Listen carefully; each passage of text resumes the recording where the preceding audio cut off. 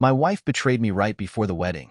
She went on a necessary vacation with her friend, and in the photos, Hi Reddit, I don't really know why I'm posting this, but maybe putting everything into words will help me make sense of it. I'm Adam, 35 years old, and I've been in a relationship with my fiancée, Lauren, 33, for 10 years. It's been a long, winding journey to where we are now, but things haven't always been as smooth as they seem on the surface. Lauren and I met at university during my senior year. I still remember the day we met. She was walking out of a lecture hall, clutching a massive stack of books, looking like she was on a mission. I was with a friend who dared me to go talk to her.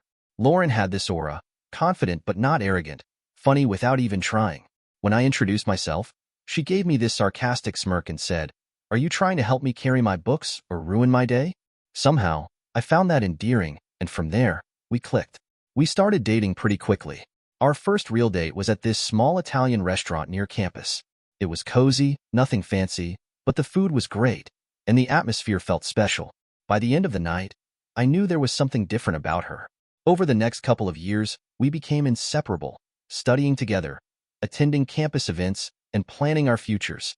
I genuinely thought she was the one. Fast forward to last year. After nearly a decade of being together, I decided it was finally time to propose. I'd been saving up for a while, and I wanted it to be perfect. Lauren always talked about how much she loved our first date at that little Italian spot, so I thought it would be sentimental to go back there for the proposal. Except, the restaurant had closed years ago. That kind of threw me, but I didn't want to lose the nostalgic charm, so I found a different place, fancier, but similar vibes. It was the kind of place where the lighting is dim, the napkins are cloth, and the wine list has its own page. It cost way more than I'd planned, but I was determined to make it special. The day of the proposal was nerve-wracking. I hid the ring in my jacket pocket the entire day and kept checking to make sure it was still there. By the time we got to the restaurant, I was sweating bullets. Lauren, of course, noticed something was up. She kept asking, "Are you okay? You're acting weird." But I played it off, saying I was just tired from work. After we ordered, I went for it. I gave this whole speech about how much she meant to me, how I couldn't imagine my life without her, and then I pulled out the ring. Her face went blank for a second, and my heart stopped. I thought, oh God, she's going to say no. But then, she started crying, happy tears, and said yes. It felt like the weight of the world had lifted off my shoulders. Lauren was ecstatic about the engagement, and within a week, she had already started planning the wedding. To say she was excited would be an understatement. She was obsessed. She wanted it to be the wedding of the century, and while I wanted her to have the day of her dreams, the cost of everything started to add up fast. The first major expense was the venue. Lauren fell in love with this historic estate outside the city. It had sprawling gardens, chandeliers in every room, and a fountain that lit up at night. When she told me the price, $15,000, I nearly choked. I suggested we look at a few other places, maybe something more budget-friendly, but Lauren insisted this was the one. She said, "We've waited 10 years for this day. Don't you want it to be perfect?" I couldn't argue with that, so I caved. Next came the wedding coordinator. I didn't even know hiring one was a thing until Lauren told me we needed one. Apparently, this person was supposed to make sure everything ran smoothly, from the floral arrangements to the seating chart. It sounded like a glorified party planner to me, but Lauren said it was non-negotiable. The coordinator's fee? Another $8,000. At this point, I was starting to get anxious about how much we were spending. I'd always been careful with money, and while I had some savings, this wedding was quickly eating through it.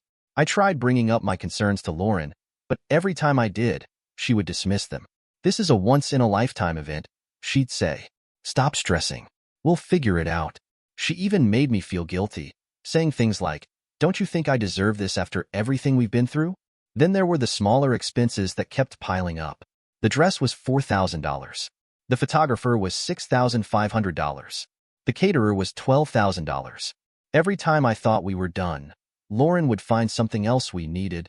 At one point, she mentioned hiring a live band instead of a DJ because it would create a better vibe. When I asked how much that would cost, she shrugged and said, "Probably around $10,000, but it's worth it." I wanted to scream.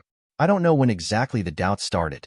Maybe it was the night Lauren casually mentioned upgrading the honeymoon to an all-inclusive resort in the Maldives. Or maybe it was when I caught her lying about how much she had spent on decorations. She told me $2,000, but the receipt I found said $4,500.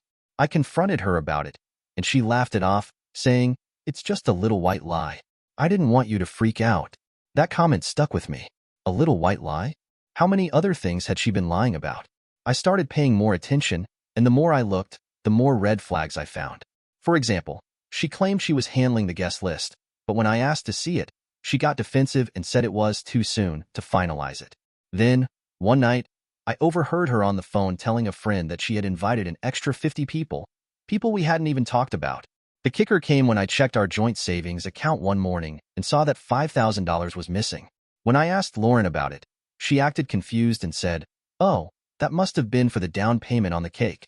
The cake? 5 grand? I didn't even know that was possible. Things came to a head last week. We were supposed to meet with the wedding coordinator to finalize some details, but Lauren showed up an hour late. When I asked where she'd been, she got flustered and said she'd been running errands. Something about her tone didn't sit right with me, so I pressed her. That's when she snapped. She started yelling, accusing me of not trusting her and saying I was trying to micromanage the wedding. I tried to stay calm, but I couldn't hold it in anymore. I told her I felt like this wedding was spiraling out of control, that we were spending money we didn't have, and that she was being dishonest with me. Instead of hearing me out, she stormed out of the room, shouting, "If you don't want to marry me, just say it." Now I'm sitting here wondering if I'm the crazy one. I love Lauren, but I can't shake the feeling that something isn't right. Am I overreacting? Or is this a sign that we're not as solid as I thought? Things started to change a few months after Lauren and I got engaged. At first, I thought it was just the stress of wedding planning, but looking back, I can't ignore the red flags that were right in front of me. Lauren began spending more and more time with her old university friends, some of whom I'd barely even heard her mention before. One name kept coming up, Max. Max was someone Lauren had studied with during her undergraduate years. I vaguely remembered her mentioning him in the past, a guy who had been in her study group, someone she described as brilliant but harmless. When she first started reconnecting with her old crowd, I didn't think much of it. Lauren was a social person, and I figured it was nice for her to have a break from the chaos of planning the wedding. But then things started to feel off. For one, Lauren was glued to her phone. I'd walk into the room, and she'd be texting, her face lit up by the screen. As soon as she noticed me, she'd lock the phone or flip it over on the table. At first, I laughed it off and teased her about her secret admirer, but she didn't even crack a smile. She just shrugged and said, "It's nothing important." I remember one night in particular. We were supposed to have dinner together, just the two of us. I'd made a point of setting aside time because it felt like we hadn't had a real conversation in weeks. Lauren had been out all afternoon, and when she finally walked through the door, she was on her phone, giggling at something. I asked her what was so funny, and she just said, "Oh, it's Max. He's hilarious." Then she put her phone away and sat down like nothing had happened. I didn't want to jump to conclusions, but the more I paid attention, the more uneasy I felt. Lauren had started going out more often. Dinners, happy hours, weekend brunches, all with her university friends. Every time I asked if I could join, she'd give me a dismissive response like, "It's just a girl's thing," or "You wouldn't know anyone there, so it'd be awkward." At one point, I asked her why she was spending so much time with these people all of a sudden, and she got defensive. "They're my friends, Adam. Why is that such a big deal?" I didn't know how to answer her without sounding paranoid, so I let it go. But then there was the night she came home smelling like cologne. It was faint, but noticeable. She claimed it was from hugging one of her friends goodbye. "You know how close Max and I are," she said casually, as if that explained everything. The thing is, I didn't know how close they were, or why she felt the need to hug him goodbye at all. The phone thing got worse, too. I started noticing that Lauren never let her phone out of her sight. She'd bring it into the bathroom when she showered, keep it under her pillow at night, and always make sure it was locked with a password. One time, while she was in the shower, her phone buzzed on the kitchen counter. I glanced at the screen, and a message from Max popped up. It said, "Can't stop thinking about last night. Let's talk soon." My stomach dropped. I didn't touch the phone, but when Lauren came out of the bathroom, I asked her point blank, "What's going on with you and Max?" She froze for a second, then laughed. "Are you serious? Adam, he's just a friend. You're being ridiculous." But her tone was off, too defensive, too dismissive. It didn't sit right with me. I decided to let it go for the moment, but the doubt kept gnawing at me. A few days later, I ran into Sarah, one of Lauren's bridesmaids, at a coffee shop. Sarah and I had always gotten along, and I figured she might have some insight. I casually asked her about Lauren's university friends, and she hesitated before saying, "Oh, Max? Yeah, They've always been close. Honestly, I'm surprised they didn't end up together back in the day. That was like a punch to the gut. I pressed her for more details, but she quickly changed the subject, clearly uncomfortable. That night, I confronted Lauren again. This time, I didn't sugarcoat it. I need you to be honest with me. Is there something going on between you and Max? She rolled her eyes and said, Adam, you're being ridiculous. I can't believe you're even asking me this. But the way she avoided eye contact told me everything I needed to know. I asked her to show me her phone, and she refused. This is about trust, she said, trying to turn it around on me. If you don't trust me, maybe we shouldn't be getting married. That hit me hard. I'd spent 10 years with this woman, building a life together, and now she was questioning everything because I asked to see her phone? It didn't make sense. But instead of pressing further, I backed off. I didn't want to believe that Lauren could betray me like that. I told myself I was overreacting, that maybe I was just stressed about the wedding and looking for problems where there weren't any. Then came the night that changed everything. Lauren had told me she was meeting her friends for dinner, but when I called the restaurant to ask if I could send over a bottle of champagne as a surprise, they told me there was no reservation under her name. I tried calling her, but she didn't pick up. Hours later, she came home, visibly tipsy, and when I asked her where she'd been, she said, "Oh, we ended up at a different place. Sorry, I forgot to text you." Her story didn't add up, but I didn't push it. Instead, I decided to do something I'd never done before. I went through her phone while she was asleep. I know it was a breach of privacy, and I hated myself for it, but I needed answers. What I found made my blood run cold. There were dozens of messages between her and Max, some innocent, but others that were unmistakably flirtatious. One message, in particular, stood out. "I wish I could see you more.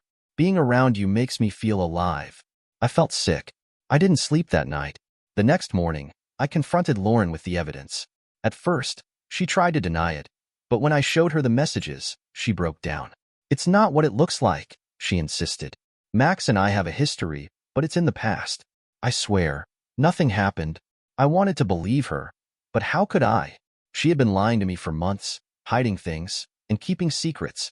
This wasn't the woman I thought I knew. Now I'm left wondering if our relationship can survive this. I've invested a decade of my life into Lauren, but trust is the foundation of any marriage, and right now, that foundation feels like it's crumbling beneath me. I don't know what to do. 3 weeks before our wedding, Lauren disappeared. I woke up that morning like any other day. Her side of the bed was empty, but that wasn't unusual. She often woke up early to work out or go for a walk. I assumed she was out for her usual morning routine until I saw her gym bag still sitting by the door. It was strange, but I didn't think much of it at first. I texted her, "Morning, where'd you run off to? And what about making coffee?"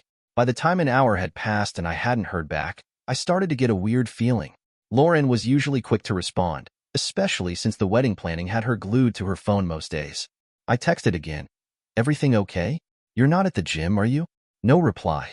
I called her phone, and it rang a few times before going straight to voicemail. I left a message, telling her to call me back when she got the chance. But even then, I wasn't panicking. I figured she was caught up somewhere, maybe at a meeting with the florist or dress shop. She'd been so busy lately that it wouldn't have been out of the ordinary. By lunchtime, though, the unease had settled in fully. I tried calling again, and this time, the call didn't even ring. Her phone was disconnected. That's when I felt my chest tighten. I called her parents immediately, thinking maybe she'd gone to visit them and forgot to tell me. Her mom, Susan, answered, and when I asked if Lauren was with them, there was a pause. "No, we haven't seen her. Is something wrong?" I didn't want to alarm her, so I brushed it off, saying I was just trying to track her down. But the panic was starting to creep in. I called Sarah next, one of her bridesmaids. Sarah was Lauren's closest friend, and if anyone knew where she might be, it would be her. Sarah sounded groggy, like I'd just woken her up. "I haven't talked to her today," she said. "Why? Did something happen?" When I told her Lauren was missing, there was a long silence before she said, "Adam, I'm sure she's fine. Maybe she needed a break. You know how stressed she's been." A break? Without telling me? That didn't make any sense. Lauren and I had been together for a decade. She'd never just disappeared without a word. Even when we were fighting, she always made it clear where she was going and when she'd be back.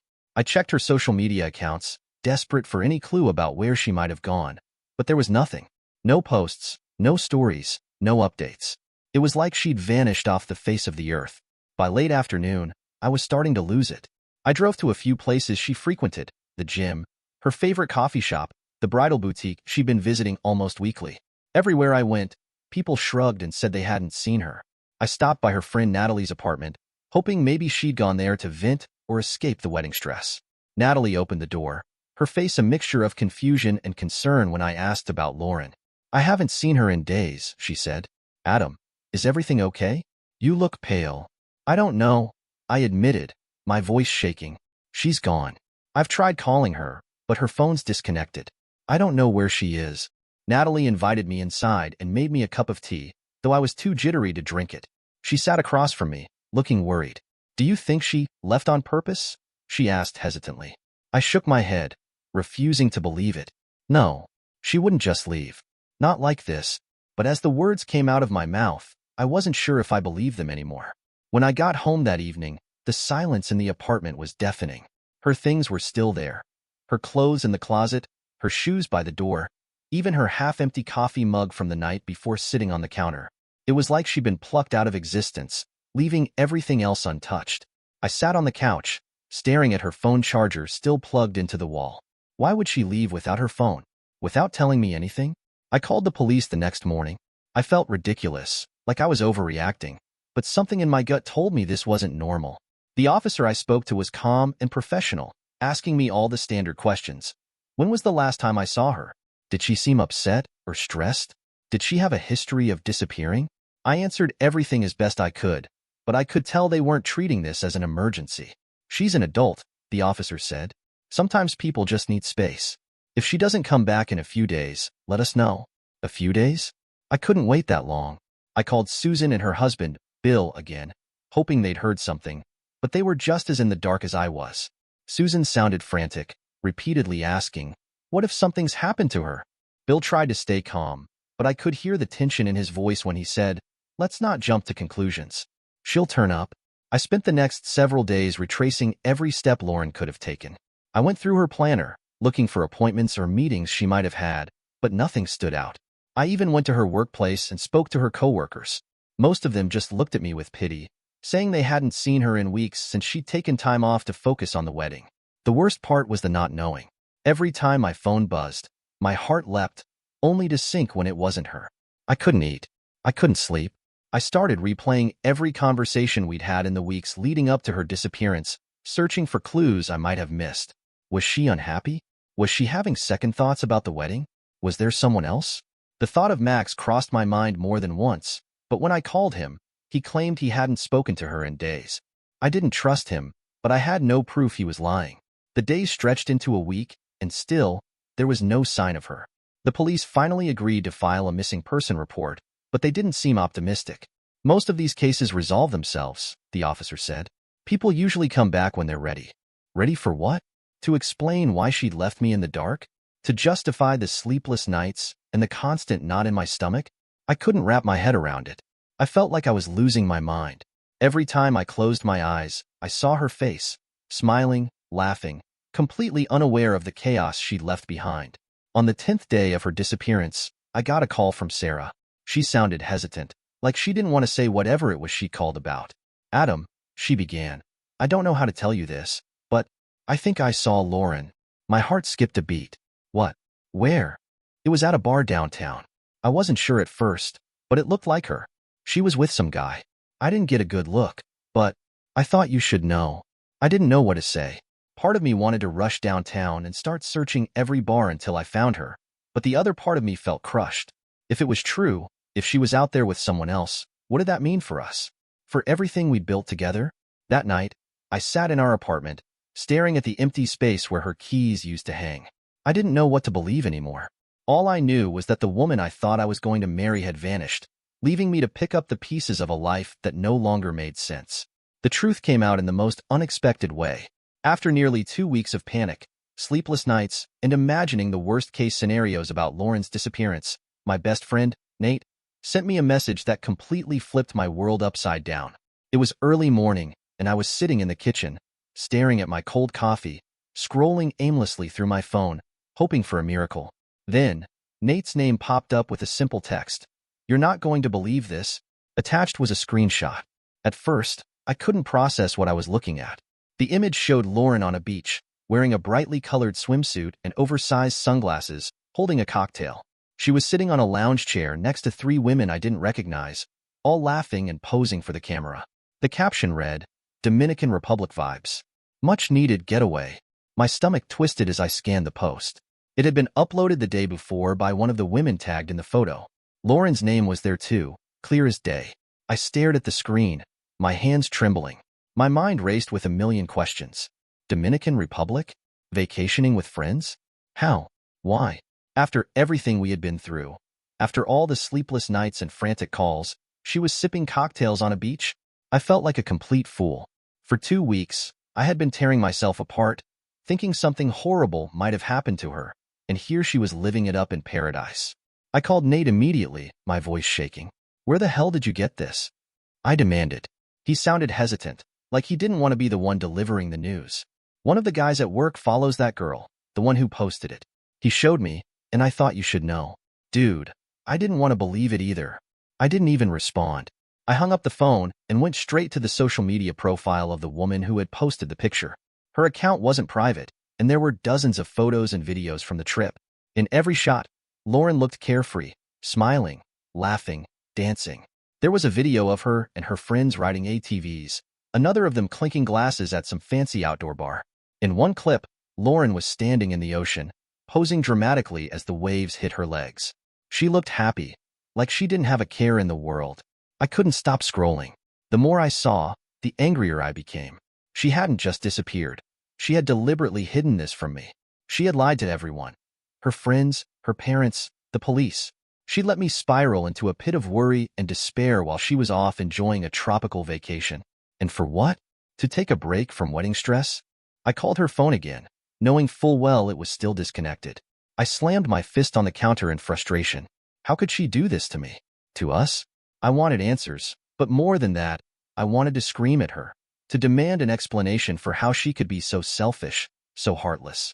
After pacing the apartment for what felt like hours, I decided to call Susan, Lauren's mom. She deserved to know what was going on, and honestly, I needed someone to talk to.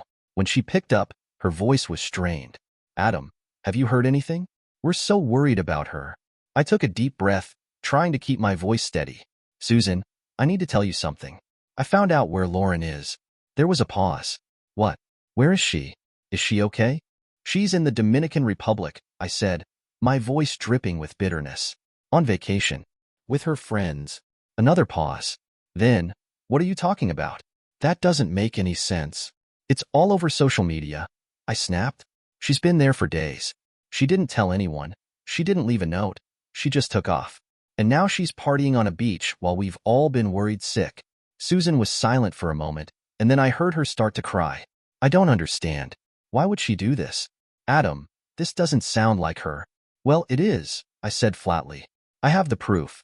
I'll send you the screenshots." After I sent them, Susan called me back, her voice shaky. "Bill and I are going to call her right now. If she's in trouble, we'll figure it out." I wanted to laugh. Trouble? Lauren wasn't in trouble. She was sipping margaritas and dancing in the sand while the rest of us were losing our minds. I told Susan as much, but she insisted that there had to be an explanation. "She's been under so much pressure lately," she said. "Maybe she just needed to clear her head." Clear her head? I couldn't believe what I was hearing. "Susan, she didn't just clear her head. She lied. She let me think she was missing. She let you think something horrible had happened to her. This isn't some little misunderstanding." I could tell Susan didn't know what to say. Just let us talk to her," she said finally. "We'll get to the bottom of this." I didn't have the energy to argue. I hung up and spent the rest of the day in a haze, replaying everything over and over in my mind. Every detail of the past few weeks felt like a cruel joke. The worst part was realizing how little I really knew about the woman I was supposed to marry. Who was she, really? How could someone I'd spent 10 years with be capable of something like this? That evening, I got a call from Sarah. I wasn't sure I wanted to talk to her, but I answered anyway. She sounded hesitant. "Adam, I heard about everything. Are you okay?" "No, I'm not okay," I said bluntly.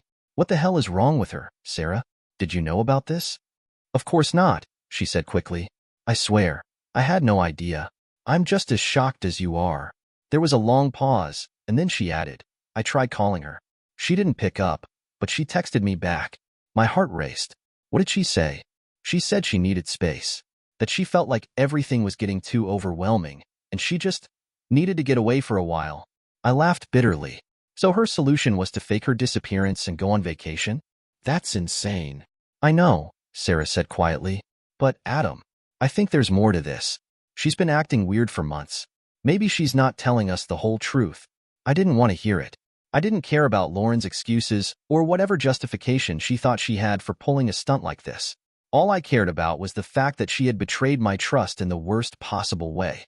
This wasn't just about the wedding anymore. It was about our entire relationship.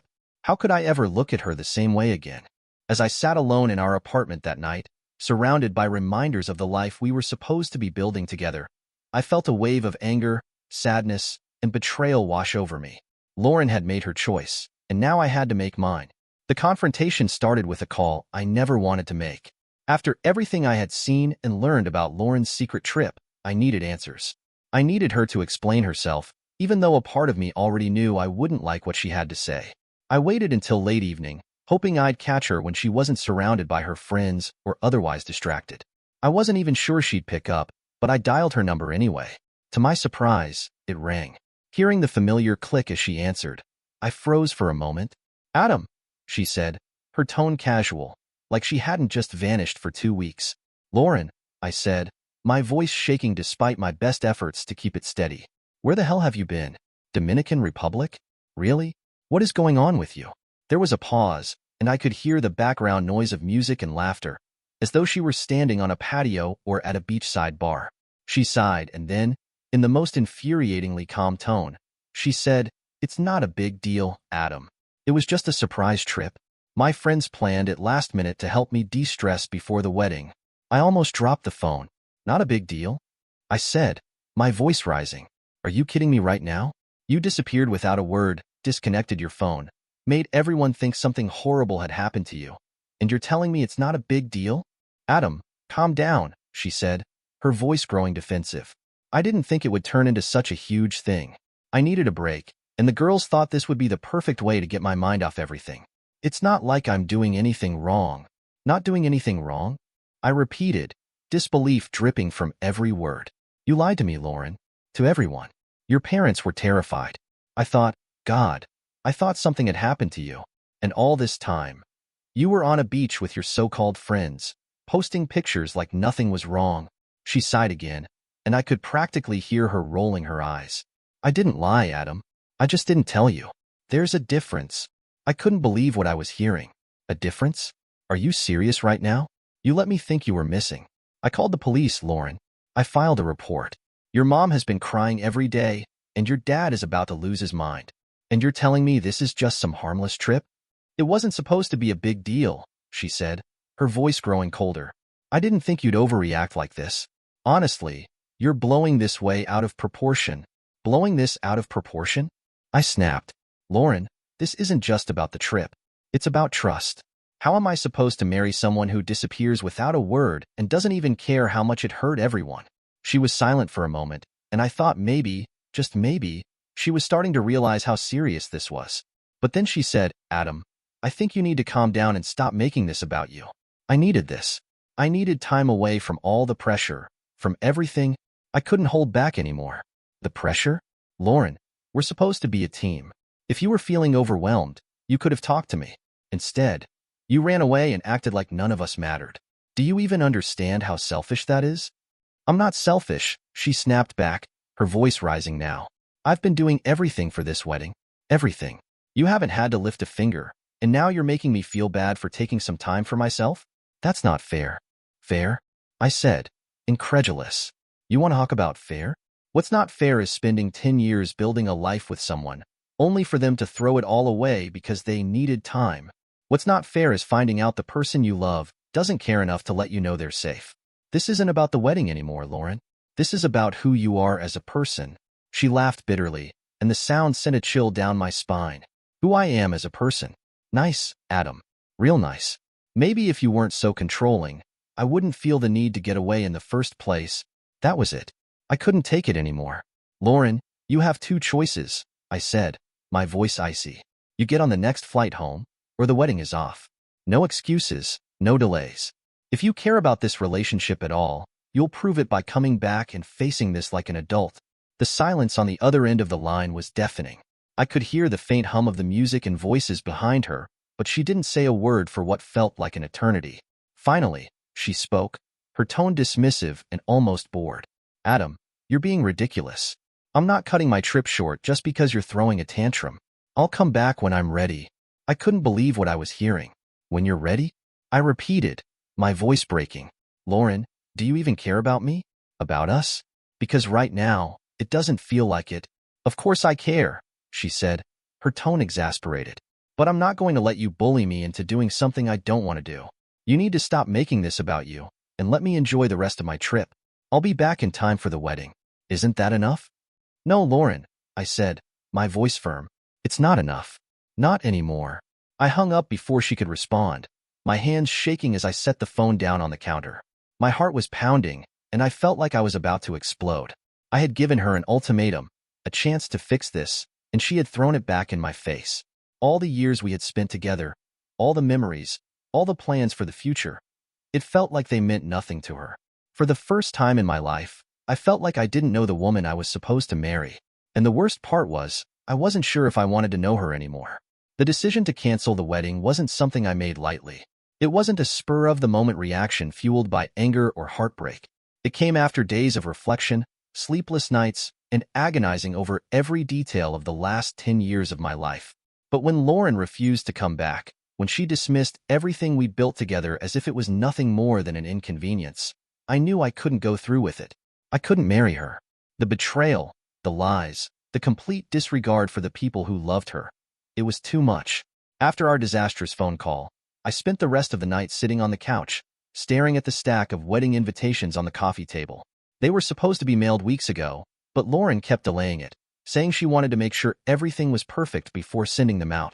Looking at them now, they felt like a cruel joke. Adam and Lauren cordially invite you to celebrate their love. Those words stared back at me like a taunt.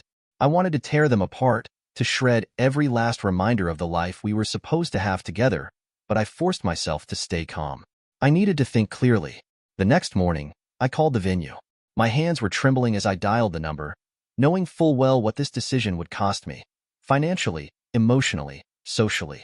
The woman who answered was polite, cheerful even, until I told her I needed to cancel the reservation.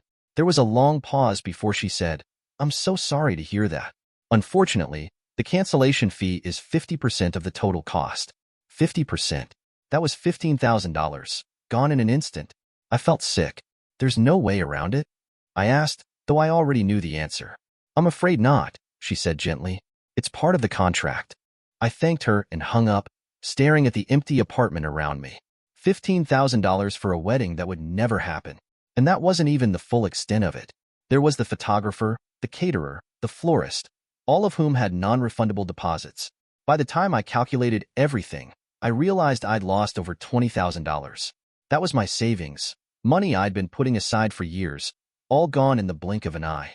But as painful as the financial loss was, the emotional weight was even heavier.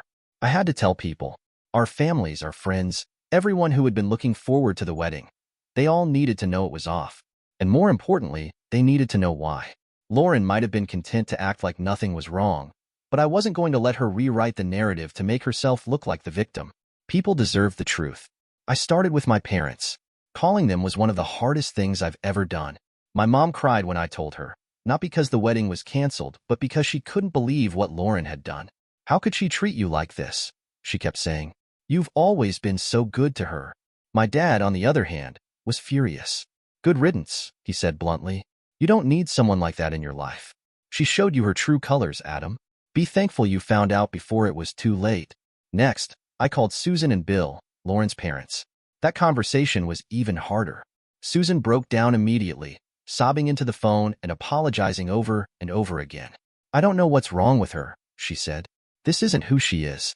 She's not like this." "Maybe she is," I said quietly. "Or maybe this is who she's always been, and I just didn't see it." Bill was quieter, but I could hear the disappointment in his voice. "I'm sorry, Adam," he said. "You deserved better than this. I wish I could say something to make it right." "You don't have to apologize," I told him. "This isn't your fault." After that, I started drafting the message I would send to everyone else. It took me hours to get the wording right. I didn't want it to come across as bitter or vindictive, but I also didn't want to sugarcoat the truth. People needed to understand why the wedding was canceled, not because of some vague, irreconcilable differences, but because Lauren had betrayed me in the worst possible way. The final message read, "Dear friends and family, it is with a heavy heart that I must inform you that the wedding will not be taking place. After much reflection, I have made the difficult decision to call it off. This was not a decision I made lightly, but it was necessary given the circumstances. I want to be transparent with all of you, as many of you have been a part of our journey over the years. Unfortunately, Lauren has been unfaithful, and I cannot move forward with a marriage built on lies. I appreciate your understanding and support during this difficult time. Thank you for being there for me. Sincerely, Adam." I sent it to everyone on the guest list, hitting send with a mixture of relief and dread. Part of me expected a flood of replies, but for the most part, people were respectful. I got a few messages of support, mostly from close friends and family members, but there were also a few awkward responses from acquaintances who didn't know what to say. I didn't blame them. What do you say to someone whose life just imploded? The hardest part was dealing with the aftermath. Everywhere I went, I felt like people were looking at me, whispering about me. Friends who had been mutual with Lauren and me avoided me altogether, unsure how to navigate the situation. Some people even tried to defend her, saying things like, "She was probably just stressed," or "Maybe you're overreacting." Those comments cut deep, but I tried to brush them off. The people who mattered, the ones who really knew me, stood by my side. Nate, as always, was my rock. He showed up at my apartment with beer and pizza the night I sent the message, refusing to let me wallow in silence. "Screw her, man," he said bluntly. "You dodged a bullet. Better to find out now than 10 years down the line when she pulls this crap again." As much as I hated to admit it, he was right. Lauren had shown me who she really was, and as painful as it was to let go of the life we had planned, I knew I couldn't spend the rest of my life wondering if she would betray me again. The trust was gone, and without trust, there was no foundation for a marriage. In the days that followed, I started packing up her things. Each item I put into a box felt like a small weight lifting off my shoulders. The framed photos of us, the little trinkets she'd collected over the years, the wedding dress she'd hidden in the back of the closet. It all went into boxes, ready to be sent to her parents' house. It wasn't easy, but it was necessary. When Lauren finally returned from her trip, she didn't even bother to call me. Instead, she texted me, asking if we could talk. I didn't respond. There was nothing left to say. The wedding was canceled, the relationship was over, and I was ready to move on. For the first time in weeks, I felt a sense of clarity, a sense of peace. I didn't know what the future held, but I knew one thing for sure. I deserved better. And I wasn't going to settle for less. When I thought the storm had finally started to settle, Nate sent me another bombshell, one I didn't see coming and one that completely shattered any lingering hope I had that things with Lauren could ever be salvaged. It was about a week after I had canceled the wedding, and I had been doing my best to focus on moving forward. I wasn't sleeping well, but at least I wasn't checking my phone every 5 seconds, expecting her to say something that would fix it all. I'd boxed up most of her things, finalized the payments for the canceled vendors, and tried to occupy myself with work and friends. Then Nate texted me again. "You're not going to like this." Just seeing those words made my stomach twist. He'd been the one to show me Lauren's Dominican Republic vacation, so I braced myself for another painful revelation. This time, it wasn't a photo of Lauren laughing on the beach or sipping cocktails. It was a photo taken at a dimly lit restaurant. Lauren was sitting at a small, round table with a man I didn't recognize at first glance. She was leaning forward, smiling, and holding his hand across the table. He was looking back at her with the kind of expression you can only describe as intimate. The caption read, "Dinner with an old flame." Nate followed up with another text. "That's Alex, right? Her ex? Thought you should see this." My hands trembled as I stared at the image. Alex.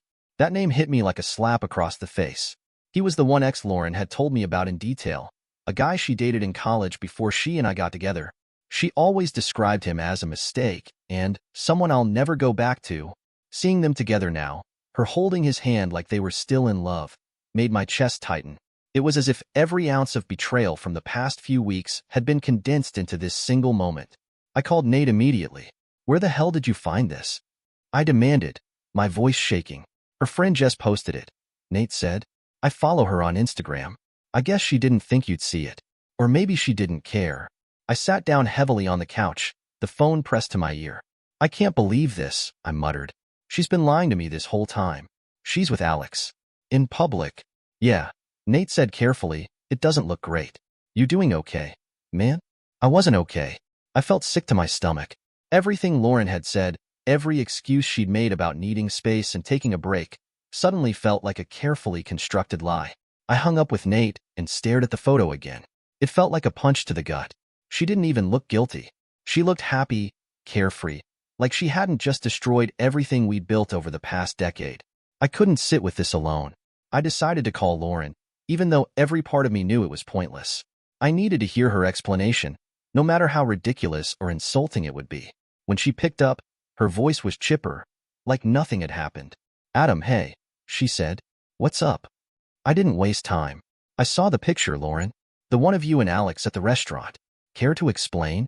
There was a long pause on the other end of the line. When she finally spoke, her tone was defensive. Oh, that? Adam, it's not what it looks like. Not what it looks like. I repeated, my voice rising. You're holding hands with your ex, Lauren, in a restaurant, smiling at him like he's the love of your life. How exactly am I supposed to interpret that? She sighed, and I could tell she was trying to come up with a way to spin this in her favor. Look, Alex reached out while I was on the trip. He just wanted to catch up, that's all. We're old friends, Adam. There's nothing romantic about it. Nothing romantic? I snapped. Lauren, you're holding his hand in a restaurant. That's not catching up. That's a date. She groaned, as if I was the one being unreasonable. Adam, you're overreacting. I needed someone to talk to, and Alex has always been a good listener. He gets me. It wasn't a date. I couldn't believe what I was hearing. He gets you? Lauren, you're engaged to me. You were supposed to marry me. And now you're telling me your ex, is the one who gets you? Do you even hear yourself right now? Adam, stop, she said sharply. You're making this into something it's not. I was feeling overwhelmed, and Alex happened to be there. That's all. You're acting like I cheated or something.